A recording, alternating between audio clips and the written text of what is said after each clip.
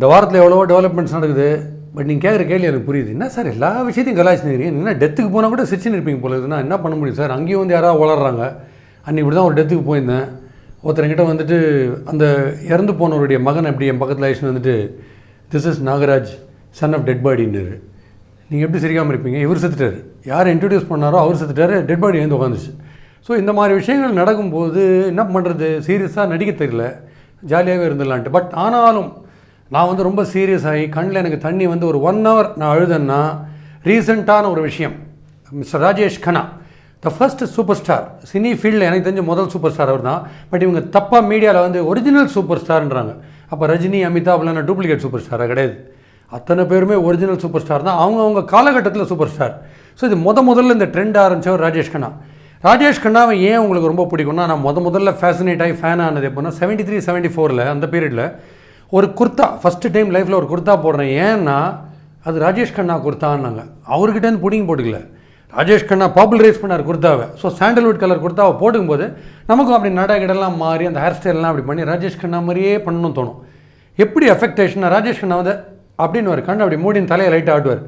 அந்த மேனரிசம் வந்து எந்த ஹீரோக்கும் வராது. இன்னொரு விஷயம் நீங்கள் பாருங்களேன், ரேடியோ ஏஜ், அதாவது ரேடியோ மட்டுமே கேட்டுட்டு இருந்த பீரியடு, வெறும் தூர்தர்ஷன் தான் இருந்து வரப்போகுது.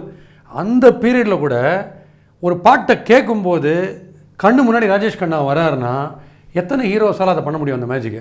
ஸோ ராஜேஷ் கண்ணா ஒருத்தர் தான். ஆர்டி பர்மன், கிஷோர் காம்பினேஷனில் ஒரு பாட்டை ராஜேஷ் பாடுறாரு அப்படின்னா, ஓ மேரே அப்படின்னு பாடுறாருன்னா டக்குன்னு ராஜேஷ் கண்ணா கண்ணு முன்னாடி நடந்து வர்றாருன்னா அது அந்த ஒரு ஆக்டரால் தான் பண்ண முடியும். அந்த கேரிஸ்மா, அந்த அந்த சின்ன ஒரு லஸ்டர் கண்ணில் இருக்கும் சிரிக்கும்போது, அந்த ஸ்மைல், அந்த ஸ்டைல் ஆஃப் ட்ரெஸ்ஸிங், அந்த மாதிரி ஒரு ஃபாரினர் டைப் ஆஃப் இண்டியன் அந்த மாதிரி நீங்கள் ஃபீல்டில் பார்க்கவே முடியாது.